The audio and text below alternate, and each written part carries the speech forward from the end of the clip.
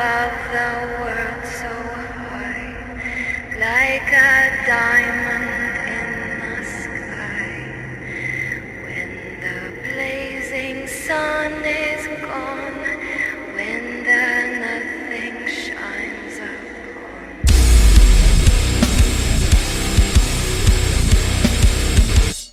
I feel the minutes count down on the clock again. Feel like I'm playing in a game that I can never win. Time is running out, I know I gotta make a choice. So many whispers in my ear that I can't hear my voice. Tell me, will it end the situation that I'm in? Or am I bound to sit alone, drowning in my sin? Get right or get left, what will it be?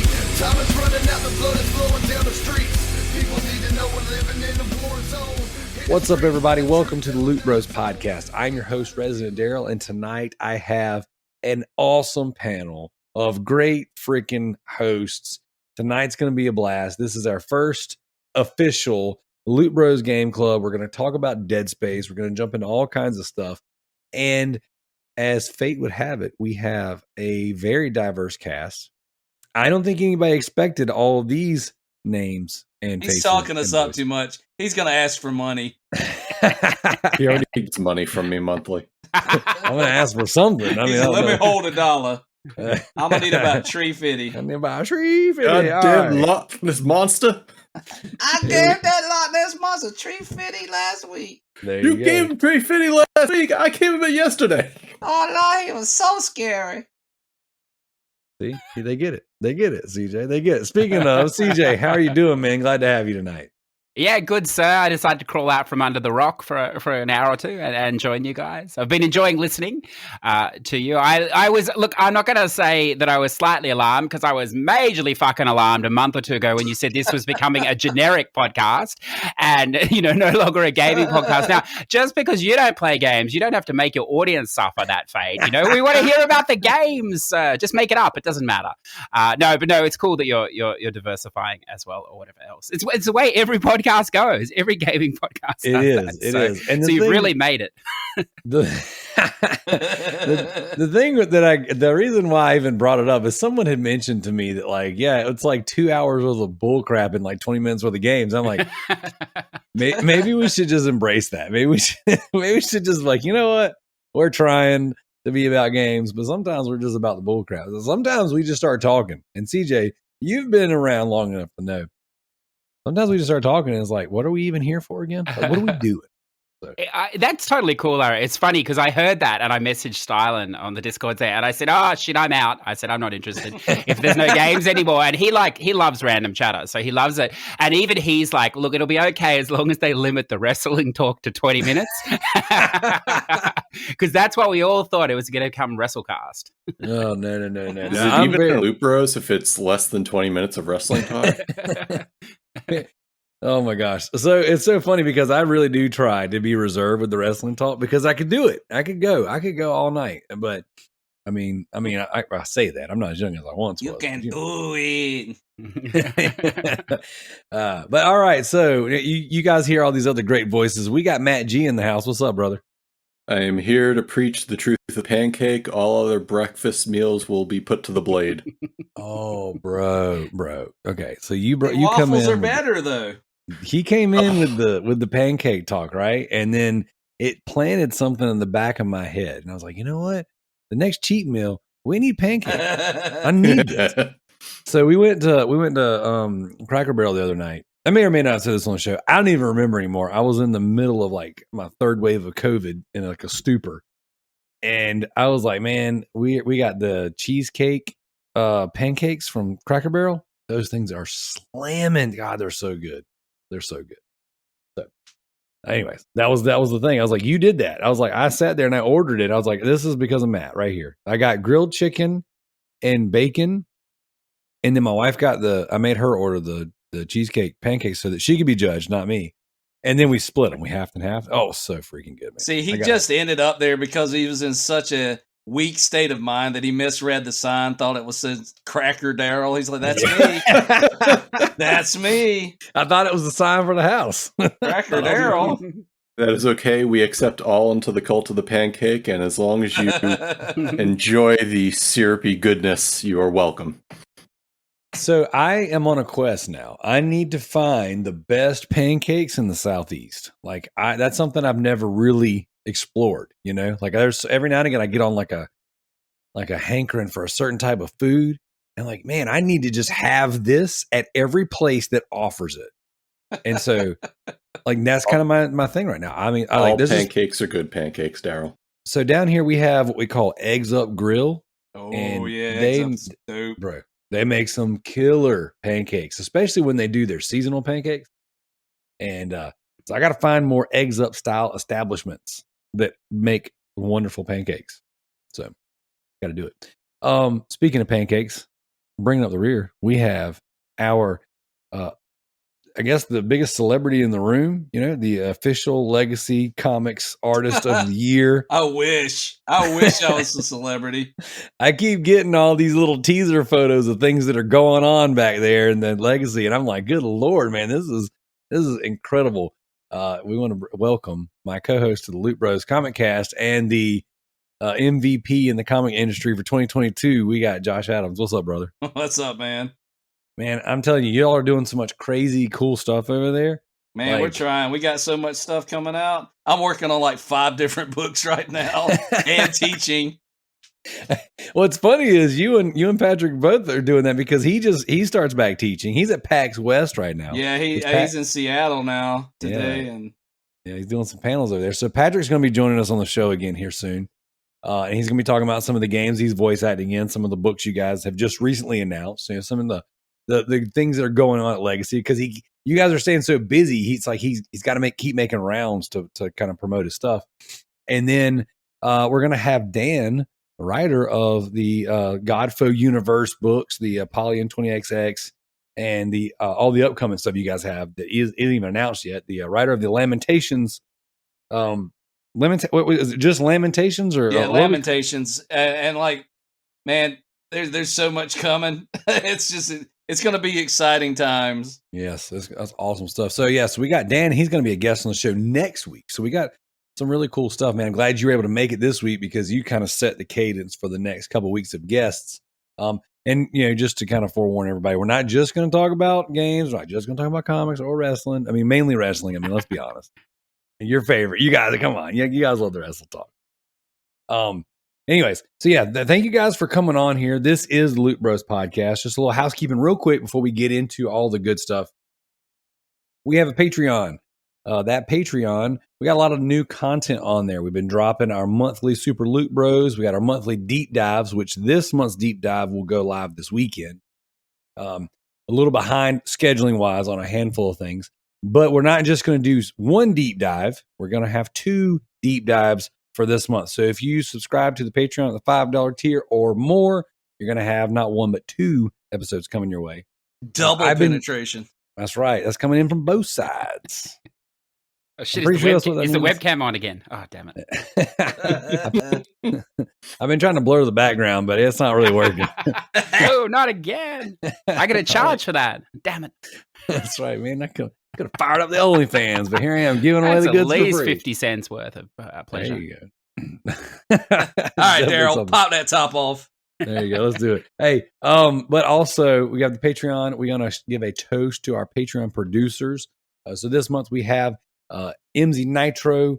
My name is Effing Mayo, and the True Achievements, the leaderboard champion, Sadik. He has joined the ranks, and he's been laying it down for you guys. And even though it didn't technically hit in time, we're gonna give a shout out to our man Redbeard Rick, who's also a Patreon producer. He will definitely be a Patreon producer for the month of October because that's actually when it goes live. But you know what? We're gonna give him a shout out anyways. Thank you so much for all your support, guys. Oh, that was a hefty pop right there. Oh yeah, somebody wasn't slurping a drink back there. Easy, sir. Look, I want to add to that toast because look, as the listeners As the listeners may not know, Darrell lives a good portion of his life on Facebook. And so we get to live it with him. We get to see how his kids are having breakfast, what they're doing for the day, how his wife's going. Shout out. And, what he's up to, because he has a lot of time now. He's an MLO officer, in case you didn't know. I'm sure, I've heard. But no, I want to give him a serious shout out because, when you start working for yourself, money is tight. Food can be tight as well. And this man, I looked at his picture today on Facebook and I thought, what's the man who's got it all? What's he doing today? Or whatever else. And I couldn't see him in the photo. This is the shrinking man. So you're doing an amazing job. And someone put there, I wanted to put it, but I thought, it must be my eyes. But someone said, you need to start buying some new clothes. And it's true, sir, because you're like a quarter of the dude now. So congratulations. That's awesome. Thank you. And it is 50 pounds since March. And it's funny because that shirt, it was like my favorite shirt. And I have bought smaller clothes since then. But yesterday, I hit the gym. I did a few things, and then I needed to kind of run some errands. So I was like, you know what? I'm going to throw on some sweat shorts and just my old favorite comfortable shirt. No one's going to see me, right? No one's going to see me. And then my neighbor, he calls me. I'm in the middle of a couple files that were just like blazing on fire. Everything that could go wrong was trying to go wrong.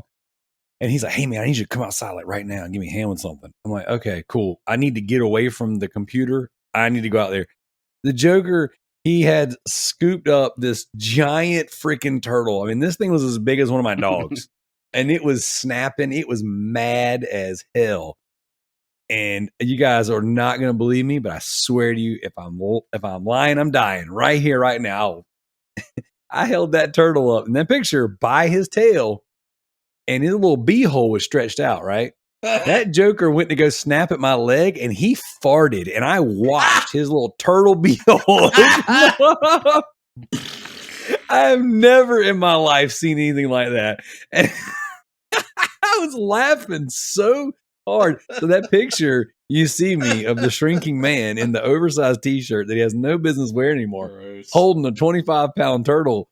I'm laughing hysterically because as it tried to bite me, it farted at me. And I was just like, I can't believe that was an audible thing that I heard from a turtle. It was amazing. And being American, cut to 20 minutes later and the turtle is on your barbecue, most likely. Nice cook up. Dude, you joke because my neighbor said, dude, I want to eat him, but I don't want to be bothered with cleaning him. So we took him down, like my property touches the water. There's like a lake behind us, whatever. And so we took him down to the bottom of the woods and threw him in the water. He was pissed though. He was mad. I bet he was. If somebody picked me up by my butt, I'd be mad too. It was awesome. But yes, imagine you're just living your life, doing your thing, and here comes Darrell picking you up by your ass and laughing at you while you fart. To be fair, though, that turtle is bigger than your smallest child, so you can take it inside and adopt it. Yeah, I thought about putting Paxton's little Spider-Man Crocs on him and just seeing how he acted for the day. You never know; he might have been better behaved. But yeah, definitely. I appreciate it, CJ. And yes, that was Officer Blackwell that noticed that I am in fact shrinking, and I have lost a bunch of weight, and it's been good. My wife, she's lost a bunch of weight too, so we've been doing this program. I mentioned it on the show before. It's called E2M, Eager to Motivate. And it's a mixture of clean eating, fasting, and self-torture, I guess, really. And you really got to hate yourself to put yourself through what we're doing. But it's gotten pretty easy. This is it's broken up into 8-week rounds. So like you do 8 weeks of clean eating, and the menu changes every week, and it makes it more difficult. Some weeks are just like really difficult. And then you get one cheat meal a week, and this past round, this past 8 weeks we did, we've had COVID go through the house, strep throat go through the house twice. And then we got this weird transition week where they give us a week off essentially. So I was very like, man, I'm going to gain all my weight back, because I've been eating like a friggin' just a slob. But actually I weighed in this morning at my lowest weight yet. So I started the program at 304 pounds, all muscle, no fat. So don't worry about it. And I weighed in this morning at 255.8. So I'm I'm a few ounces away from 50 pounds. So it's been pretty good. It's been good. So I definitely appreciate everyone from noticing, because several people made fun of me for it. So I was like, okay. I'll wear I'm gonna wear a real tight shirt next time. But anyway, so yeah, Loot Bros podcast, video games, no wrestle talk, none at all. Not even going to happen. A little bit, I promise. Pinky swear tonight. We're getting together and we're going to talk about Dead Space. Okay, Woo! so yes, absolutely. I'm glad that you feel that way too. So what we decided to do, guys, is I have been sitting on this idea for so long, and I know some of you. We got a lot of new listeners. I've actually met a lot of people recently and pitched the show to them, and they've been checking it out. So shout out to you guys. You know who you are. So we got a lot of new listeners and a lot of people who have kind of joined in on some of the things we're doing. A lot of new people joining on the Patreon. Thank you for that. And so what we decided to do is we're going to do a game club, something that we can do as a community where we look at the subscription services, whether it be Game Pass, PlayStation Plus Premium, whatever, just the PlayStation Plus service. And then, the various iterations of them all. And then, of course, like your epic free games, all that stuff. So what we wanted to do is we got together as a group of hosts. And we picked a handful of games that at least were on those lists at one time. And then we said, here's what we're going to do. We're going to pick a game. We'll do a random number generator, pick a game, play it as a community. And we broke down, like a game 10 hours or so would be, we can do it in 4 weeks. Something that's 20 hours or so, maybe it'll take us 6 to 8 weeks. 30 hours, so on and so forth. And we kind of wanted to give everyone enough time to play the game so that we can have a specific episode where we bring a handful of people together, not necessarily just the co-hosts, but community members as well. And we talk about the game. We do a bit of a deep dive, a retrospective, whether you've played the game in the past or not, just to have, conversation about something that we kind of focus in on for this hobby that we all share. And so Dead Space ended up being the game that was randomly selected out of the first list, which I didn't expect. I put one horror game on the list, letting everybody else choose the other games. And sure, I got lucky. I was very excited. And so we chose Dead Space. You did. Yeah, I know, right? I mean, I also happen to be the guy with the quote number generator. Maybe I put Dead Space in for all of them. I don't know. You guys will never know, actually. But to keep it fair and fresh and interesting for the community, from this point on, we're going to let the patrons, vote on the games that we play as a community moving forward. So I have the list of games on Patreon that we posted, and essentially it was just the leftovers from the first list.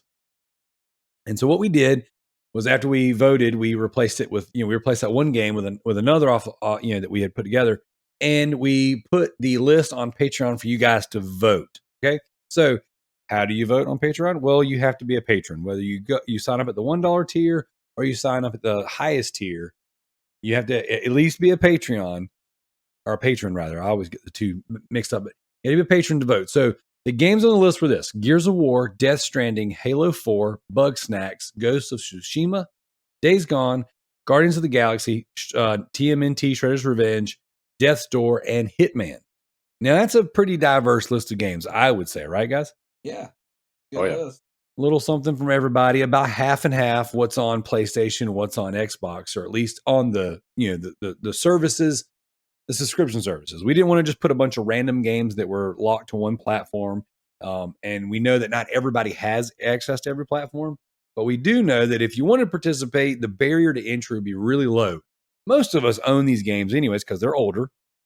We've either already played them or we've had access to them on various subscription services. And a lot of these games were given away for free on top of being able to subscribe to them for now. So that being said, Gears of War got 22% of the votes. Death Stranding got 11% of the votes. Death's Door also got 11% of the vote. Hitman got 22% of the vote.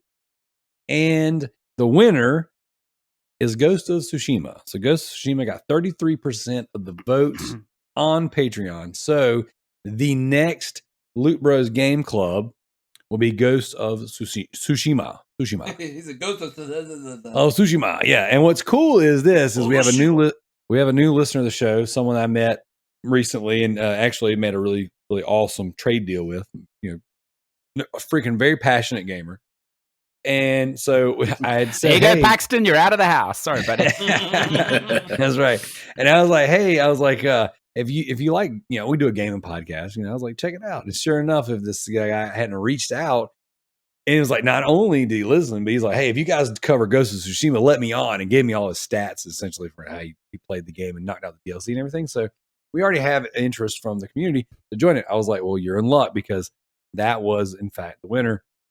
And again, I didn't do a random number generator. You can trust me. You can go to Patreon and see that this was not something that I could swindle the votes on. So that'll be our next one. But first, it's time to get into Dead Space. You guys ready? Yeah. Mm-hmm. Let's roll. Isaac, where are you? Help me.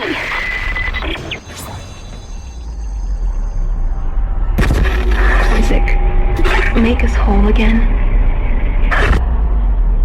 All right, here we go. So Dead Space came out on the PS3 and Xbox 360. So the way we're going to structure this conversation, guys, is we're going to go around the horn, we're going to go around the table, and we're just going to everyone give their impressions of the game, your experience. Was it good? Was it bad? Whatever. We're not going to go into crazy detail on the story or the graphics, gameplay, things like that, like we would any other review discussion just yet. And as we go through, I'm going to sprinkle in some conversations and some things from the community just to kind of add a little bit of context, because we did have a lot of people write in. Some of them wrote in with full-on reviews, so it was awesome. It was really, really cool, the feedback we got. We got feedback on Discord, and we got feedback in the Facebook group. So definitely appreciate all you guys who reached out and gave us your feedback, and even some of our co-hosts like Zach, who was sick tonight, he couldn't make it, but he at least wrote in a little his thoughts. So what I want to do is I'm going to start with CJ. We're going to go around the horn. You do CJ, Matt, then Josh. I'll pull up the rear. Giddy. And so CJ, what did you think about Dead Space and your experience with it? Yeah, well, when I played it, I didn't know anything about it beforehand or whatever else. So I know you're a big fan of the series or whatever. And I suppose, I suppose when I played it, the whole series would have been out, right? 2015, like 2 and 3, it was all done by then. Is so, that? Yeah. Yes. 3 should have been coming out Sounds right around right, that yeah. time. If it should have 2012 is when 3 came out. Yep. So so the whole series was already out. So obviously, like, I had a big following or whatever, and people knew about it or whatever, but I hadn't played it, and I played it on the PS3. I'm not sure if we all played it on that thing or Xbox 360 or maybe backwards compatibility if you played it recently, I suppose. But I played it on the PS3, and it was like right at that cusp time of having the PS4, and I was only really playing on PS4. And what you might not know about me, Darrell, is I don't have a lot of time for retro technology. I'm an aging gentleman, not that interested. Shout out to Rick there, or whatever, man. But no, I'm just playing with you, sir. But no, so it was a bit of a, like, it was weird playing PS3 because I'd basically put it away even in 2015 or whatever. And the only reason we played it is we had this, like, it was weird. It was similar to what you're doing here. I had this event, and it was like you had a month to play a game. And it was sort of, I don't remember how it was decided. Maybe it was voted on as well or something. And it was this idea that you had a month to play the game, but it was actually a speedrunning challenge. So you could start at any time in the month, but once you started, the timer sort of started. So, if you started it one day and then you didn't play it for a week and then it took you another week, that's like 2 weeks of playing. So it's not actual, how many hours it took you to play the game. It's from when you actually, started the game or earned your first trophy. And so, I don't speedrun anything. It usually takes years to play any game for me because I so many on the go. But I decided to give it a go because there were some pretty serious gamers in that back then. And there's this guy called Salty, which is a pretty appropriate name, and he was a pretty hardcore skilled gamer, and he did it in 2 days and something. And it felt like a quick time, 2 days, almost 3 days or something. And I was like, it just things aligned or whatever that I actually had 2 days. It's very rare that I have time for a long session. And so I was like, I don't know how hard this game is or whatever. We'll just do it, knowing nothing about it. And so I got to play like a huge session sort of both days, which was, I think, a really great way to do it. And it's a way I wish I could play more games. It was a long enough, or I suppose I should say, it wasn't too long a game that you could actually do that. It didn't, Yep. I mean, it's still degenerate. Like, let's be honest, playing that game in, less than 2 days or 2 days is a degenerate move, of course. But it's not like trying to do Assassins or something, in like a week or something. It was doable. Right. And it was great because, as I said, I knew nothing about it. I don't play horror games very often or whatever. And I think the thing that stuck with me the most was that it was a linear game, which I liked. But even though it was linear, the sound effects in particular, I know we're not talking specifics or whatever, but just that, just the random clatters and bangs and shit like that would come through this, predominantly dark corridor for a lot of the game. It just made it, I don't know, it really captivated me. And not all games do I feel like I get immersed in the world. Like, I'll still play them, but I don't feel like I'm part of that. And in that game, I really, from the very beginning, when you're in that monorail or whatever it is, there, I just like it sucked me in or whatever else. And I thought, as I said, I don't play a lot of those games, and I knew that there's a couple of hard parts in that game, particularly on hard, but also some bullshit parts like the asteroid thing, or whatever. Yes. And for me to have the I don't know, staying power is rare, so I think that speaks to that game. And it's funny, I know one of your comments today from someone will say this, but when you spun the wheel of 13 dead spaces and one random game on your number generator, and this came up, I was like, oh, that's disappointing, because I know the remake is coming out February or something. Yeah, I think end of January, early February, something like that. Yeah, and so I couldn't, with the amount of stuff I'm trying to play, I want to play at the moment, I couldn't really justify playing it again, because I'd rather play the remake. But it got me to thinking about it, and because it aligned today, I could come and hear you guys talk, because I know you've played it more fresher than I have. I can't wait to hear what you think. But it was one of those games that, I don't know, it was manageable enough that you could control in like 2 days, and you could go from feeling like you didn't know what you were doing to quite strong. You could learn how to use glitches, all these things that I don't know, I enjoyed, that make a game great. So I really enjoyed it. Awesome. Yeah, man, I love hearing that. And like I said, when you reached out and said you wanted to be a part of the show, I was like, seriously, I was like, yes, this is awesome, because you platinumed the game. And that was a game that when I looked at your trophy list, when we first started associating with each other, I was like, no freaking way. That game's hard. And, the running joke is that, you don't play hard games, that you play stuff that you can knock out quickly, which I know is not always the case. You've got quite a list of trophies and platinums that are very commendable. But it's funny. I was like, man, he started off his trophy journey with friggin' a really difficult game that it's a really good game too. So I'm really glad to have you here tonight. So, well, just to tag on to that, because I didn't think you really wanted to talk about trophies, so I won't go into that. But the funniest thing is obviously you had to get the platinum to finish in the time. Otherwise your time extends. And I got down to, I'd finished the game. I even did the game on hard mode, and I couldn't do that fucking asteroid trophy.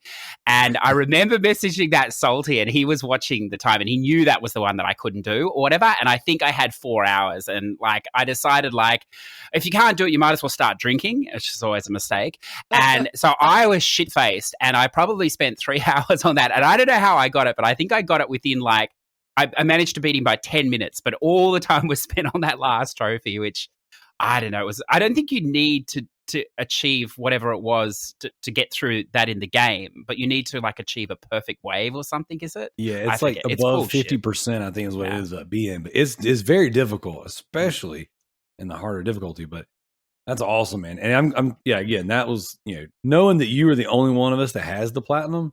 I was like, yeah, I'm glad to have that on the cast for sure, because I do want to talk about that a little bit. Well, it'll be difficult for you because you don't drink, so I don't know what the solution will be. But for everyone else, just get a little drunk and you'll be fine with that. Well, the good thing was I got that one sober, so I didn't. I just got to make it through. But then again, the hard difficulty might drive me to drinking. You never know. Maybe. Only time will tell. You'll gain that weight right back. Oh God!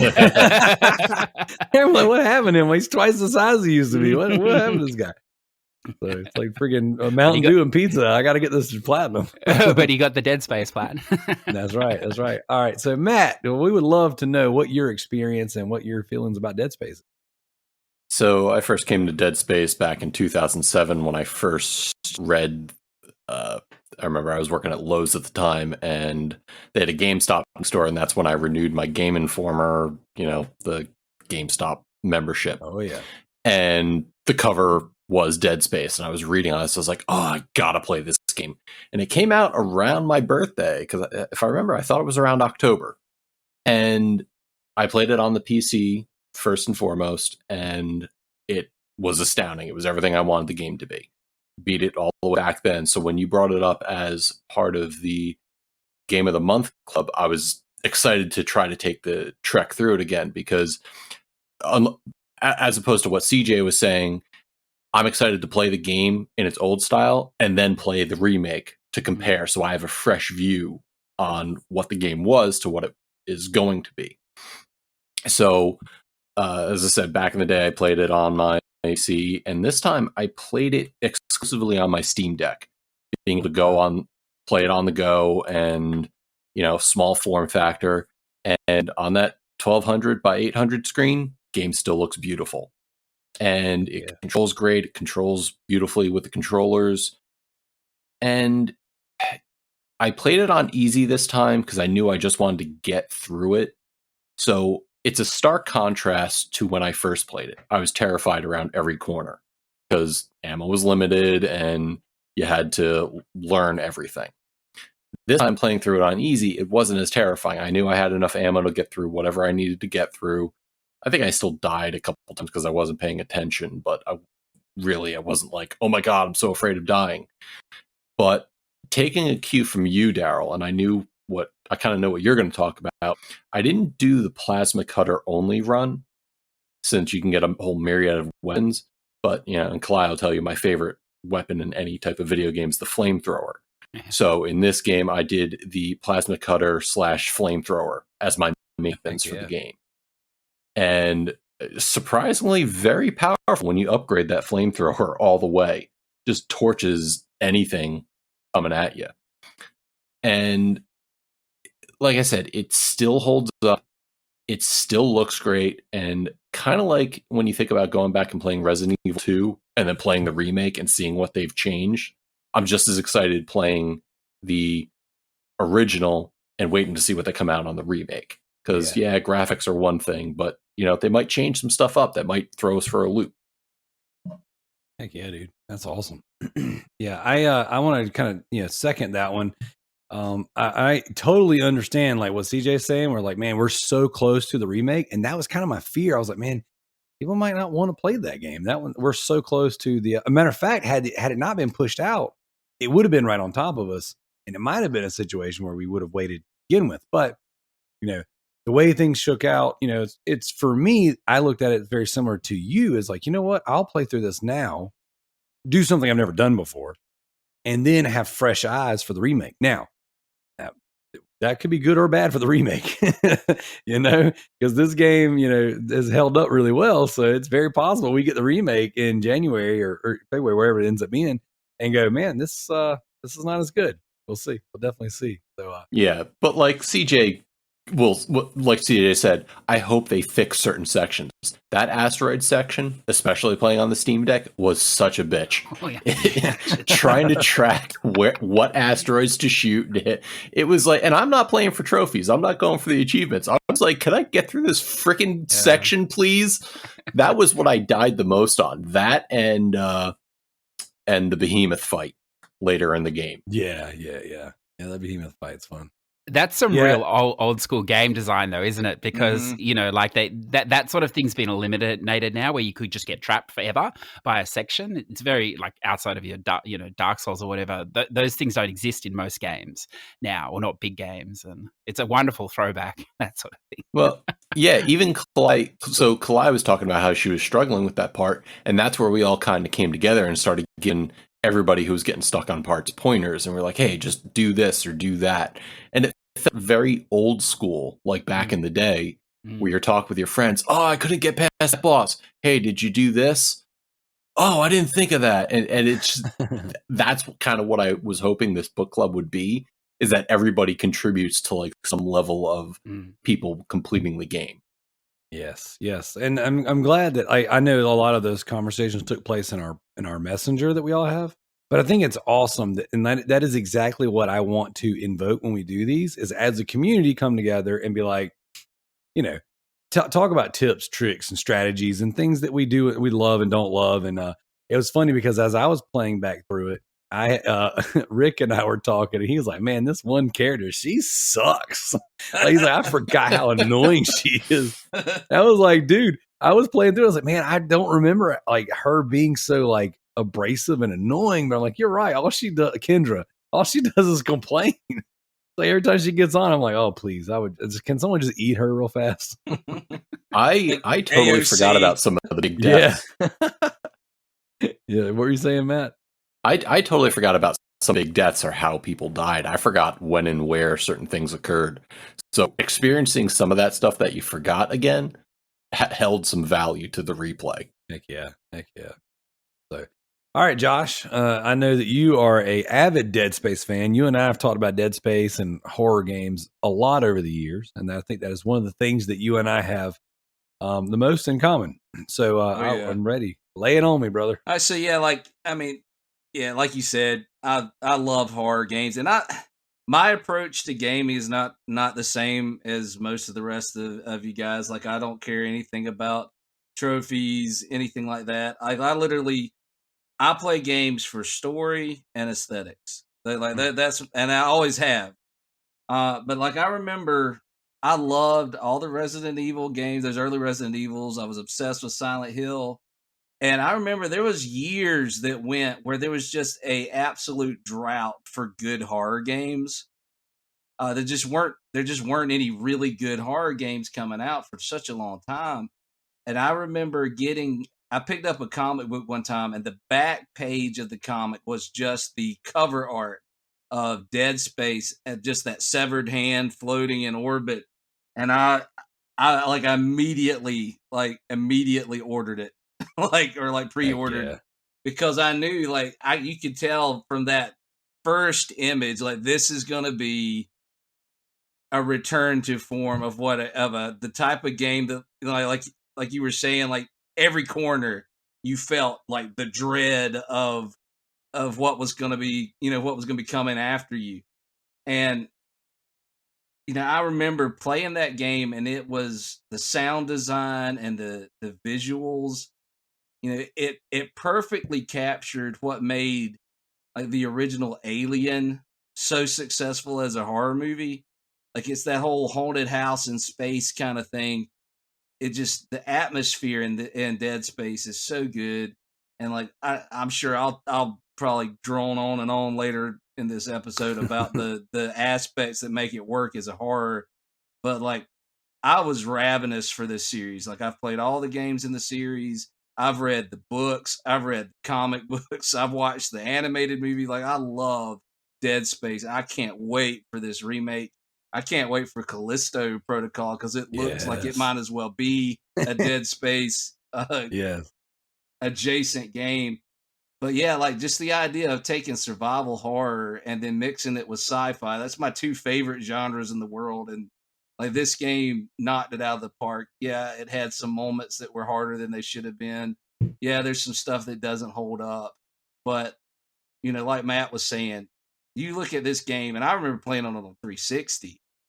And like, on the 360 even, it's still a good looking game. Like, the aesthetics work. Even still, like the creature designs, the rusty surfaces and textures all over the ship, the fleshy textures, the janky motion of the dead, the necromorphs. It all still looks so good. And like, it'll still make you jump out of your skin. You'll walk around the corner and something pops from the ceiling, and it's like your soul leaves your body. So like, it's definitely one of the top absolute best horror franchises ever made. I can't disagree with that. I think this first entry, especially, yes, the horror. Chef kiss. It's really good. It's really good. And so that's kind of what I want to do. I want to round out the I guess general consensus is like, I think it's a phenomenal game. My first experience was on the Xbox 360. When this game came out, I was a predominantly 360 gamer. I don't think I owned a PlayStation at the time. PlayStation 3 rather. And this game came out, and I remember just being so hyped. One of my favorite horror movies of all time, and I know that we got some listeners out there. Shout out to Justin Cooper, especially. Event Horizon. That is like one of my favorite horror movies. 1000%. Freaking love that movie, right? And I have been like a Event Horizon, like, just preacher of Event Horizon. It's just, I've always said, if you like horror and you like space, like, you gotta watch this. This is just next level stuff. It's always been good. And when Dead Space came out, I'm like, okay, this game it looks like a Resident Evil style game. At the time, we didn't have Resident Evil 5 yet. That didn't come out until 2009. Yep. So we've been waiting for a good Resident Evil game since 2005. So a couple years go by, and I'm like, oh man, they keep hyping it up that this is like the next Resident Evil franchise, you know? Well, see, and this even game comes out. even Resident Evil had gotten away from horror a good bit by that point. Yeah, 4 wasn't that scary. 5 wasn't scary at all, which I love 5. 5's one of my favorite games of all time. Game, but it's not horror. Right. It really had gotten away from it. So we needed something, you know, horror fans needed something. So that being said, this game comes out. I pick it up on Xbox 360, and I'm like, this game is amazing. Like, I remember specifically my wife at the time, she worked the weekends. She worked doubles on Saturday. So she was still in nursing school, finishing up her nursing degree. And what she would do is every other Saturday, she would pick up a double shift at this restaurant she worked at. And that would be enough to pay like our internet bill or our cell phone bill or whatever. You know, she would always pay a bill or two. But that last semester of school, she really needed to, because you are in school 40 hours and then you have to do clinicals, which is another 20 to 30 hours a week or whatever. So essentially you're working full-time plus just in school, not to mention studying. So, you know, our deal was you just work, a couple shifts on Saturdays, pick up when you can, you know, and she always did a double. So Saturday comes around and I'm like, I got Dead Space. I got the house to myself. I got this giant surround sound system, a 55-inch 720 plasma TV, which, I mean, at the time that was a big deal, you know? And I was like, dude, I'm turning all the lights off. I had the blinds down. I had the curtains pulled. It was daytime. I had the air turned down. I had to make sure it was really cold in the house. I was like, it's as dark as I can get it. And I put in Dead Space. And I cranked that surround sound, guys. And that opening little nursery chime, little twinkle, twinkle, little star that they play. Mm-hmm. Bro, it gave me chill bumps. Now, granted, it was probably like 65 in the house. But, I mean, it was like... And you were naked. And, well, I mean, of course. That's how you play games, right? But it was one of those things where I was like, this is insane. The game hasn't started yet, and I'm already creeped out. Like, I was like, this is such a good... I'm telling you, man, when I got in that game, I was blown away from start to finish. Like, just blown away. Like, everything that happened, the scares in the game, the pacing of the game, like, the combat, it was all just, it hit so hard for me. And even as a Resident Evil diehard, I was like, this is incredible. This is Resident Evil plus Event Horizon. Like, that was two of my favorite things in one game. And I was blown away, man. My first experience with this game. And again, you know, back then I had a 720 TV. It was a plasma, so it was bright, you know, bright colors. So that's not necessarily the best way to play Dead Space, but it looked good. And I was like, man, I put it in there. I was blown away by this game. I just was, it was so, my first experience was so good. So now, fast forward all these years later, I still have never done or this is kind of leaning into the trophy side thing. There's a trophy and an achievement for beating the game only using the plasma cutter, which I think we can all agree the plasma cutter is probably the best gun in the game. If not, it rivals the other guns, even fully modded. And, you know, Dead Space is all about dismemberment, you know, cutting limbs and stuff off. And that was just such a good, precise gun to just pop limbs off. And so it's something I've always wanted to do. I've always wanted to go back and do the plasma only run. I've never done it. So two things, when we launched this game club, I'm like, man, this gives me the opportunity to do that playthrough again. And when I was looking at my trophies, I never even beat the game on PlayStation 3. I had played through it up to like, I don't know, chapter 6 or 7 or something like that. But I hadn't beat the game on PlayStation 3 yet, which I thought I did because I know Levi and I were playing through a bunch of the Dead Space games. We ended up playing through Dead Space 3 together. And I guess somewhere down the line, I just put it, I did like I do with everything else. I play for a little while and then do something else. So I was like, man, I'm going to start this game over and I'm going to do the pistol, the plasma cutter only run. And guys, that was a blast. Like that was a lot of fun. So I mean, I'm playing this game again on a console that I haven't beat it on. So I'm like, this is great. I'm getting my trophies for beating the game. I'm reliving the whole thing for this particular experience. And I did I played the way that I wanted to try in the past, but just didn't do it. And it was awesome. I had a blast. Like start to finish, I had a blast. He had a lot of fun beating it. Yeah. And then I played the game. Hey-o. And so what was really cool was like when once I beat it, I was like, I had gotten so many trophies. I was like, man, I'm gonna go clean this up. So I got all the way. I've got every trophy in the game with the exception of beating it on the hardest difficulty, which I will do. And I'm just kind of picking my win. We were talking before the show where I kind of had in my back pocket, but I don't know yet. But either way, I will play this game a third time. And I've already started. I've already started on the hardest difficulty. I've already played a little bit. I'm into I think the second mission, but it's very frustrating. The hardest difficulty is freaking hard. Like they're not joking around. But yes, overall, I think it's an excellent game. Both of my quote first experiences on different platforms were great, and I just really, really enjoyed revisiting this game. So before we go around and kind of get into specifics of various parts of the game, I want to share some of the write-ins. So our good friend, That One Seagull, JT, the commissioner of the Backlog Beatdown, he wrote in, he said, since he already beat the game, he said, I'll say this little insert. Great game, great controls. Visuals still hold up, great scares.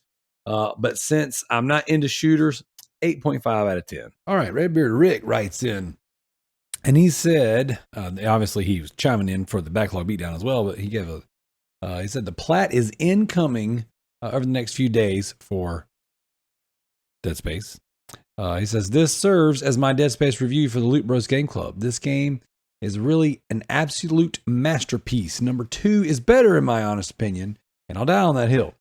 The whole silent protagonist thing is just silly in a game like this. You're telling me that when Isaac is confronted with things like the Leviathan and seeing a necromorph for the first time, he's not going to say a word? I'd say a word or 3, and most of them would be the old mighty F-bomb. The necromorphs are some of the best designed video game monsters ever. Clive Barker and Todd McFarlane wish they could come up with stuff like this. Walking around the Ishimura, which is a dope name, is one of the most unsettling experiences. Hearing the creaks and the groans of the ship as you explore really puts you on the edge. Waiting for a door to open and not knowing what's behind it is truly terrifying. The worst sound you can get is the quarantine alarm as you're about to leave an area. Once that sound, you're in for once that sounds, you're in for a fight.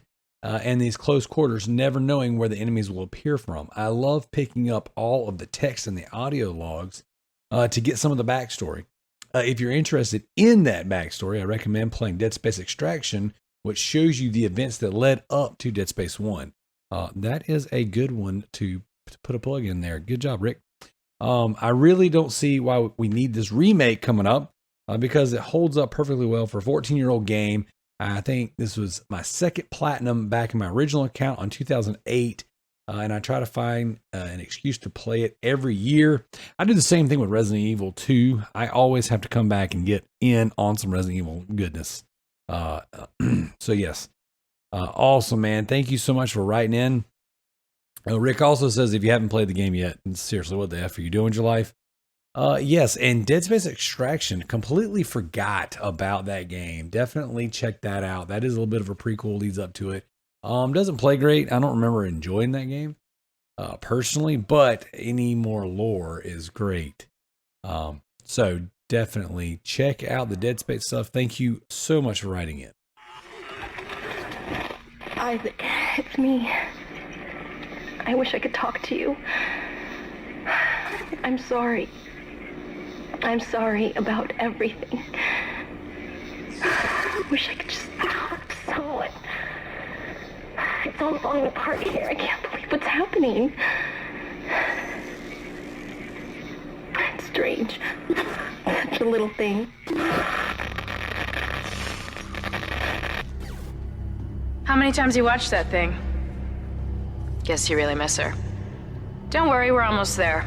You'll be able to look her up once we're on board. Isaac, where are you? It's me, Nicole. Let's go around the table and let's kind of talk about the overall game mechanics, like how the game handled to the best of our memory. I mean, but CJ, we'll start with you. I mean, like this is not typically your game style, you know, and you said you played through it and it hooked you. So how was it actually playing the game minus that asteroid section? Because that sucked.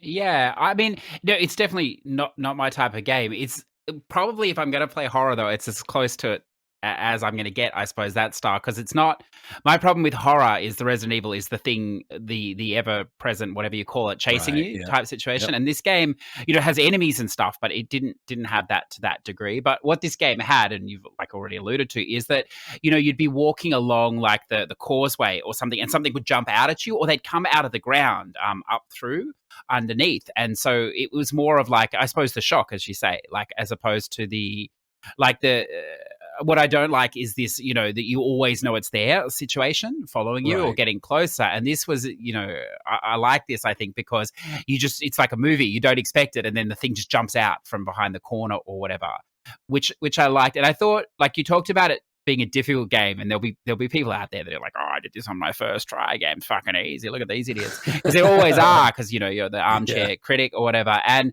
like, I'm trying to think, is it the second game? I didn't play that, but that had a thing where you had to complete the whole game without dying. Was that right? Or no, maybe only 2 saves or something? 2 saves. Yeah, and it was broke up over 2 discs. So that one has one of those really, and that was another thing too. This one, I couldn't remember if this particular game had one of those crazy trophies or achievements. And I'm glad that it doesn't. But yes, Dead Space 2 has, like, you beat the game in under 2 saves, and it's, like I said, on Xbox 360 is 2 discs. So I think one of your saves is the halfway point, but I don't know if that's for sure or not. Yeah, that's another really definitely something like that. Whereas this one, you know, you can save, manipulate, or whatever, you know, as you wanted, which was helpful. And then the big, because, you know, I play a few games, so I tend to forget some things, obviously. But one of the other things I remember, and I don't remember the context of it, but you've all played it more recently, you perhaps can. There's the Peng treasure. P-E-N-G. Now, I can't remember why it's the Peng treasure or whatever else, but I do remember there's this wonderful glitch, which I didn't realize. I saw Rick said the other day it's quite late in the game, so it's not worth doing perhaps, but that was the only glitch I knew about, I think. And it involved, it was so funny, it involved the elevator. You had to do it in such a way or get in and you jam the elevator, and then you'd go back to the bridge or wherever the Mr. Peng thing was, and the whole floor would then be covered in these Peng treasures. And you could keep, if you got the elevator right, you could think this is how you could keep riding it up and down, and there'd just be more and more Pengs there every time, and then they'd just be everywhere. Like there'd be like, you'd be like one of those, you know, soft ball kiddie playgrounds where the kids go in and there's balls like everywhere, and there's sweet. It was like this with the Pengs, and of course then you could get the Pengs and they sold for like 5,000 whatever, so you'd have so much, or whatever the credits were, so much, then you could buy all the weapons and upgrades. But I'll never forget, because at that time, and even now still, I'm like, I read about these glitches and I'm like, that sounds like a lot of fucking work. I don't think I'm going to bother with that, you know, because it's like, you know, jump 3 steps to the left, fall through here, you know, fucking swing the controller around your head, all this random shit. It has to be done on the 3rd of the month, like all this crap. And you're like, I'm not doing this. But this one actually worked, which I think also shocked me. So I probably abused the hell out of it. I remember I spent ages, way longer than I needed to. I think the whole room was covered in these Peng things by the time I was finished. But it was a lot of fun. But what is the significance of that Peng? Because I forget. Is there any significance? Or in the game, it's like an award that you get, and they have these signs built up. It says all about Peng. I don't know if there's any real significance outside of that, but I know that it's like an award, and it's advertised in a lot of the elevators, actually, which is funny that the glitch exists in the elevators, because a lot of the times you see that. That's where you see the sign. But I couldn't get it to work. I tried. I never tried on the Xbox, but I tried on the PlayStation, and I was thinking, man, maybe they updated it out. But then Rick said it worked for him, so I don't know. Maybe, I mean, but to be fair, I am not I always find a way to screw up the guides and screw up the like the glitches and all the things that are out there that should make things easier for you. So I figure on the hardest difficulty playthrough, I will definitely try to manipulate the ping because I want my stuff upgraded as much as possible. Well, I remember, I don't remember what you had to do, but it was a lot more than just like push 2 buttons at once or something like this. There were steps, and it's probably like, as you allude to, I think I was just shocked that it worked because very few things do work on the PlayStation, and to get it to work, I think was a highlight for me. So that's why I remember it so vividly. But I understand, it didn't work for you. But you're a PlayStation gamer. What does? I'm used to it. There you go. All right, Matt. So you were talking about playing the game on the Steam Deck, and you said it held up. But how was the overall mechanics for you? The mechanics held up perfectly fine. I mean, the game did everything it needed to do and translated perfectly to the Steam Deck controls. And it was, it required a little bit of tweaking in the graphical settings and some of the other options, but everything held up perfectly fine. I even forget whether, the first one is actually Steam Deck verified. So all the testing was done and whatnot. Dead Space 2 is unsupported. It's like the second tier where it'll play. There might be something wrong with it. You might have to adjust some things. But the first one played perfectly fine. And first thing I did was I got in there and I adjusted the graphical settings to make sure the resolution matched perfectly, that VSync was set appropriately. Because for those of you who played on the consoles, you didn't get to experience the fun I had on PC, where there were parts of the game that are tied to frame rate. So it's one of the first sections of the game where you have to go through a door. If you have VSync off, it glitches out a monster spawn and you can't progress further into the game. It was a really weird glitch. So playing it on the Steam Deck where having VSync on is the norm, it played out fine. And the big reason you turned VSync off on PC was because with the weird way that they did mouse acceleration, aiming became a chore. It was literally like trying to aim through mud as you're looking at something with your VSync on a desktop PC. So you turned it off to make things a lot smoother, but then that broke the game at certain points. So playing on the Steam Deck was like no different than playing on any other console. Played perfectly. Everything translated great. I could read everything. I could see everything. Lighting and textures were perfectly fine. There was no pop-in. There was no graphical glitches. Sometimes the physics wigged out, but you know what that's like in a game like this where there's dismemberment and you got limbs flying everywhere. I got to say, the one thing I didn't really do this playthrough that you could, when a necromorph came at you, broke off its spike limb, you could then use your kinesis module to pick that up and launch it at another enemy to impale them. Yep. I didn't find myself doing it that much on this playthrough because aiming with the Steam Deck controller wasn't the greatest for such fine pinpoint accuracy.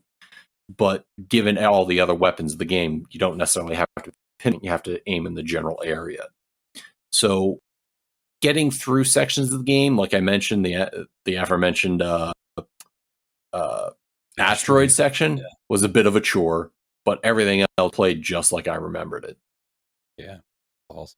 That's awesome. All right, Josh, what about you? Overall game mechanics, and Matt's kind of already led us down the rabbit hole to talk about graphics and things of that nature. So if you want to touch on both while you're there, have at it. I know for me, I don't really think that much about mechanics unless they don't work. Unless there's just something that kind of breaks the game for me, I typically don't put a whole lot of thought into that.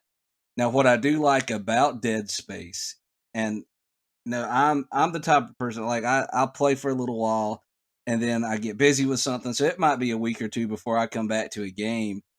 And Dead Space, the locations in that game, if you take a few days off or a week off and come back to it, it would be easy to get really lost and be I don't even know where to start.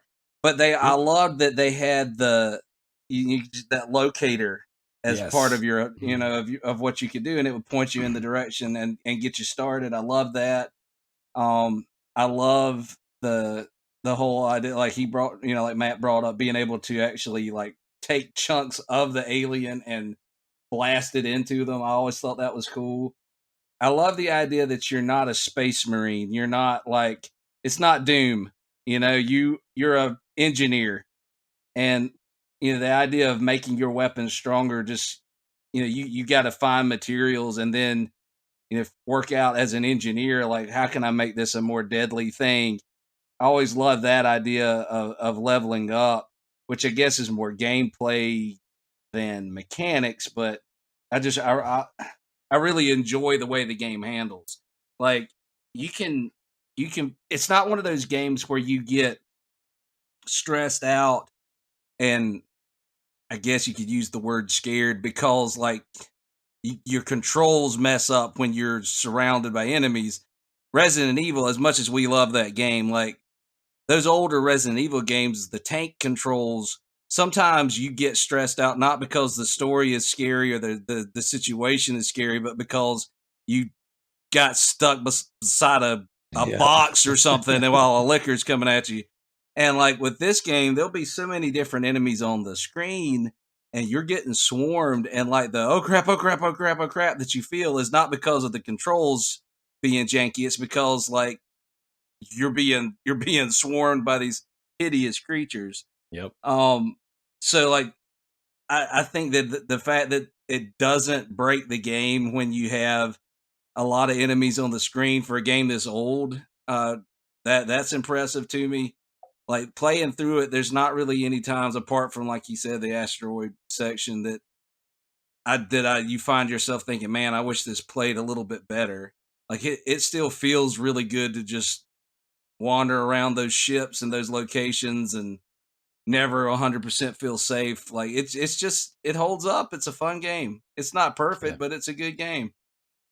I agree with everything that you guys said. Man, as far as because JT had mentioned he didn't like shooters, and there's a lot of shooting. Shooters don't like him either. There you go. See, boom, feelings mutual. But it's so cool because I don't think of Dead Space as a shooter, even though that is a primary point of the game, because I thought of it as so much more. Like the dismemberment functionality, like the fact that you don't just kill the enemies because you put a bullet in their head or you blew their head off. Like they can keep coming. Like the whole mechanic of dismembering your enemies was just, as a gorehound, like that was friggin', oh my gosh, that was awesome. I was like, this is the coolest idea ever. And I would just sit there and just stomp on the body parts forever. Yeah. Like, yes, just over and over and over. And it was just like, how cool is it that I'm like smacking them in the face with my friggin' with my plasma cutter, and then I'm just stomping on them until they're dead. It was cool. I mean, really, really, really, just that basic mechanic was awesome. I thought the shooting was good. I thought it was very serviceable. I mean, even on the PlayStation 3, which arguably shooters played better on the Xbox 360, but I thought that it played great. Even now on the PS3, I did swap between the PS4 controller and the PS3 controller for the asteroid section, especially trying to see which one would kind of give me the edge. You know what I'm saying? Like, which one's got tighter sticks? Because that area is a little floaty, and I know we've mentioned it several times tonight, but it's like that's a thing that everyone remembers. Oh, that asteroid part. And the thing is, you learn. I learned this because I played it a few times, but like, if you just kind of focus on the center of the screen and what's in your immediate vision, not necessarily your peripheral vision, the other ones aren't even going to hit the ship most of the time, the ones on the outside. And I can't remember if I discovered that on my own or if I read that in a guide somewhere. But sure enough, once I started to really focus in on just what was in the center of the screen, and then maybe if I need to reach over, if I've cleared everything out, reach over and hit some of the other ones. But as far as the overall shooting and actual gameplay, it was so good. It was so much fun to play. And I even went as far, again, because I started trophy hunting. I played I played through the mini games. I don't know if you guys remember those, but there's a zero-G basketball mini game where you use your telekinesis powers to shoot basketballs through these hoops in this little recreational area. There is a shooting gallery, which typically the shooting galleries in these games blow freaking butt cheeks. They're usually pretty terrible. This one wasn't too bad.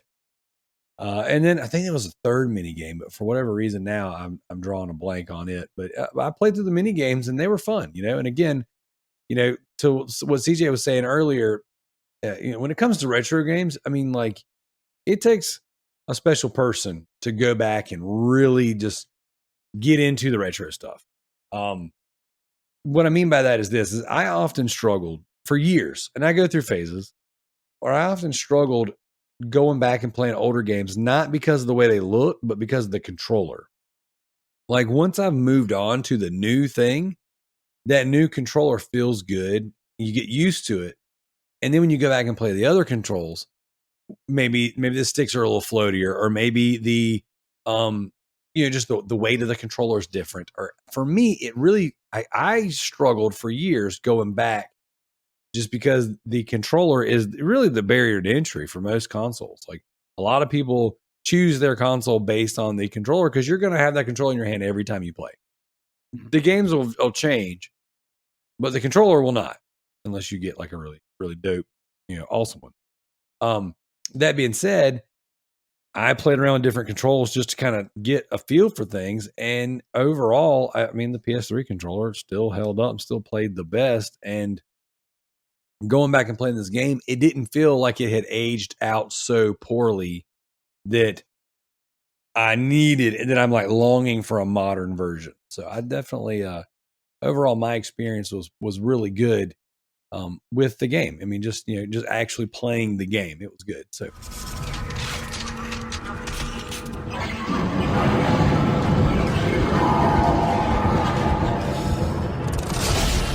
Okay, the door's unlocked, Isaac. I can't get over to you, but I'll find a way. I love you. This will all be over soon.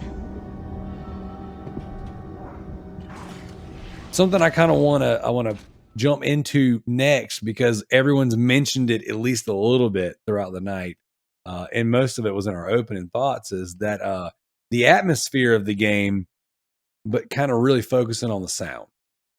So CJ, I'll let you. I knew you had kind of started to talk about this a little bit in the beginning, and that this, when people talk about Dead Space, they talk about the atmosphere and the sound effects. So just kind of wanted your overall thoughts on that.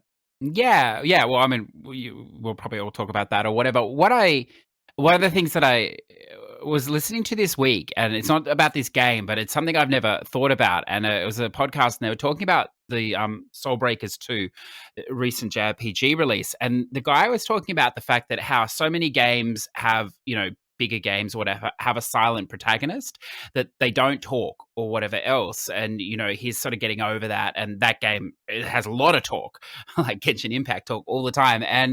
And he sort of went on to say that, the reason we have silent protagonists, or part of the reason, is because it's more immersive for you. You can believe you're that person if you don't hear them talk. As soon as they start talking, they don't talk like you, they don't sound like you, they don't phrase like you, and you're sort of like, yeah, I'm watching this thing. And I'd never, it's probably obvious to a lot of you, but I never really considered that factor, that by having your character not talk, you do sort of, you can assume that identity even more. It's, I suppose, one less detractor. And of course, in Dead Space, correct me if I'm wrong, but Isaac there, he doesn't talk, right? He's totally silent. Not in the first one, yeah. Yeah, in the whole game. And, I mean, that, I thought I'd be really interested in your takes on that, actually, whether you see that like as a silent protagonist, whether you associate more with the character, if you find when they're voiced or whatever else that it's more that you're watching somebody else, you're not sort of immersing in that, which is cool. And then just to further that, though, because he's silent, of course, it magnifies everything else around it. And it's a bit like that, oh my God, I can't remember the guy's name, sorry, but the composer that did the Tomb Raider, the definitive one or whatever that game was, with the early ones, and he created I forget his name, but he created Jason Graves or something like that. Yeah, I think it may have been him, or even before him, the other guy that does it. Anyway, you can go on YouTube and see the score if you're interested. And he created this instrument, which was like a trash can with shit hanging out the top and strings. And it's just like, it looked like some sort of, I don't know, terrifying thing. But he just played it all these different ways, strumming it, hitting it, whatever. And that was the basis for creating the soundtrack in that game or whatever. And this minimal approach to music, which Dead Space uses as well, that less is more, in that, you know, so many games you play now, whether you're even conscious of it or not, there's music going on, and maybe the music, you know, disappears, but then it comes back again. And it's like the casino effect. It just sort of sucks you in. And so the continuity without any bumps or big, you know, emotive sections, you lose track of time because you're just sort of in this flow state or whatever. And I think it's a testament to those older games like Dead Space, and, you know, even a lot of the newer horror games I think suffer from this, in that they can't have silence.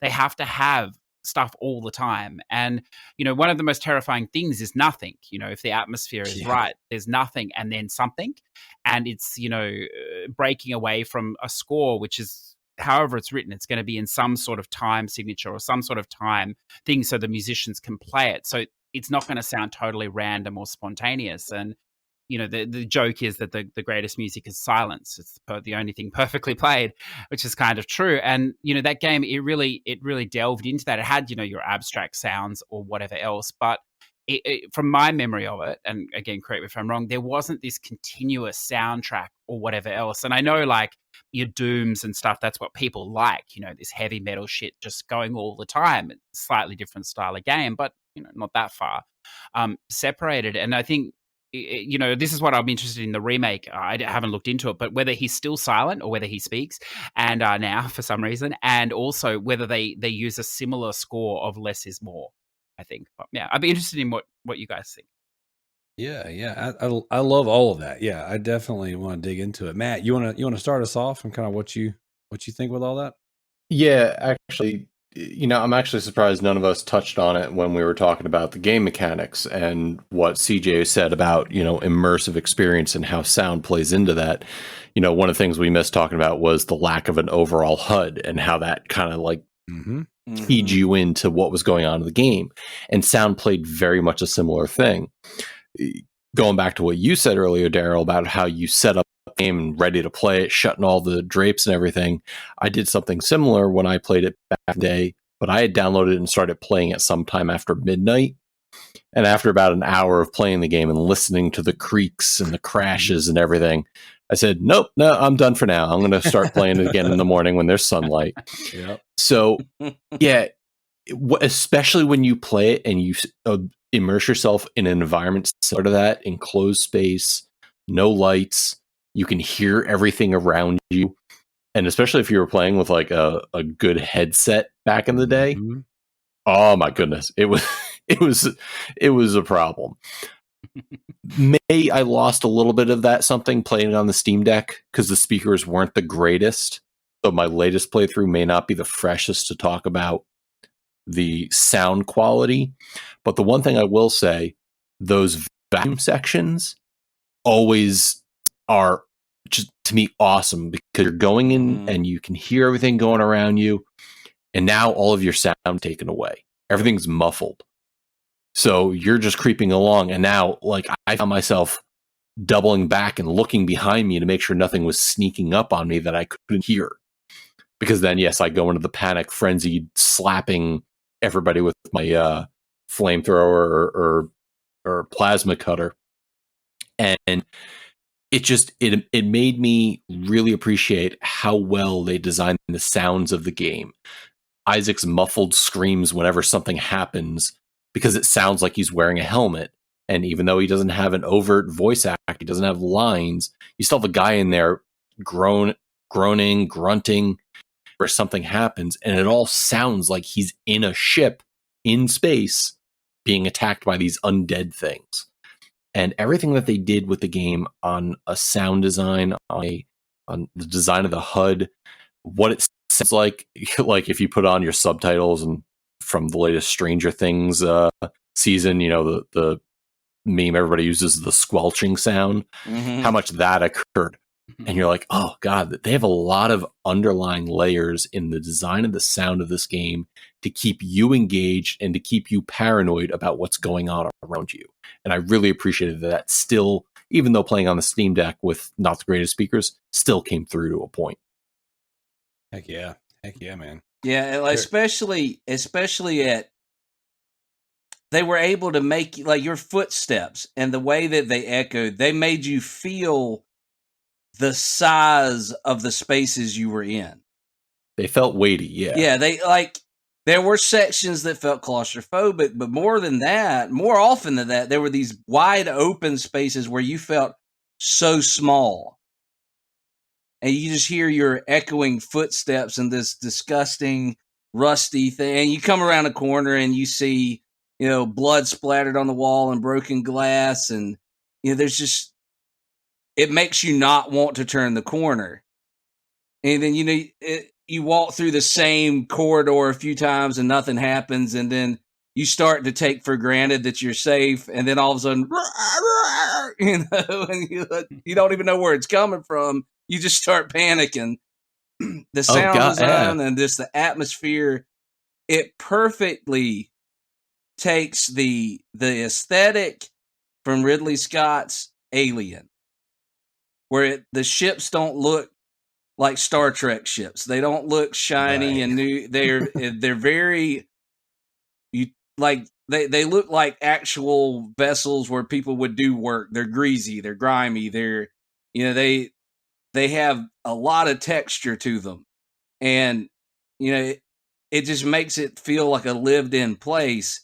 And then when you start adding those layers of like, all of a sudden, well, here's a pile of severed limbs and here's, it looks like something shed its skin on this corner. Like, it just makes you that much more aware that if it were you walking through that ship by yourself and realizing, wait a minute, all the other people that were with me, like when we got here, and now they're not walking through this place with me now.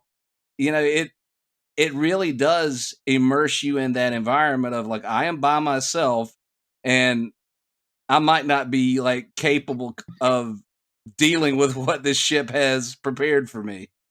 I love every aspect of it. So Josh, you bring up all that design sound and how something will draw your attention. To me, the way some of the monsters sounded, and you knew which monster you were going to fight based off that sound, those fucking glow arm things. Yes, I was going to bring that up. And smash you. Them and the wall necromorphs that launched out with the single tentacle pods. Yeah. Every time I heard that sound, I was like, oh God, I don't want to do this. You just turn around and go deal with something else. Like, I'll come back to this later. That shriek, man. It's like getting a phone call, looking down and seeing that it's your mother-in-law. You're like, you know what? It can get a voicemail. I'm not talking to that right now. That's so good. Well, yeah, I want to chime in on that, man. I'm second all that stuff. I mean, everything you guys are saying, man. The presentation in the sound alone set the tone, and it really built the atmosphere. Matt had pointed out the HUD. I was going to liken that to kind of graphical stuff, you know what I'm saying? Like the actual overall presentation, but you're right, because that eliminating nonsense on the screen that gamified what you're doing and putting your health bar down your spine, And when you look at your map, it's like or you even with the videos and the communications you have with other people, it's like a little hollow screen that kind of, like a little hologram that pops up in front of your face. And the little chime they use for that to come in, the sound of the necromorphs. I mean, like even just that, like when Josh mentioned earlier, the map system where you just kind of throw your hand down, it's like a little blue, and it shows you kind of where you need to be heading. Like all of that presentation that built into the atmosphere, all of it was stellar. I think it was awesome. It was very original. And I don't think enough games have learned from that. I think as we've gotten farther away from it, actually, I think that especially in the horror genre, we should live inside of no HUDs, like sound dictating, where things go and how you do things. And Like you guys were talking about the different sounds that the necromorphs made. Like, oh my gosh, dude. When you knew when that little glowing friggin' thing was coming at you, even the big giant fat one.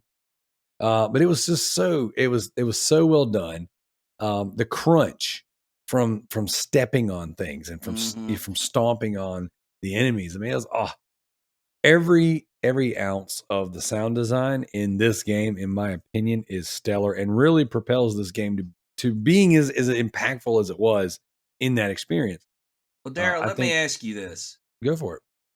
You know, we keep talking about how every aspect of the design of this game is so stellar.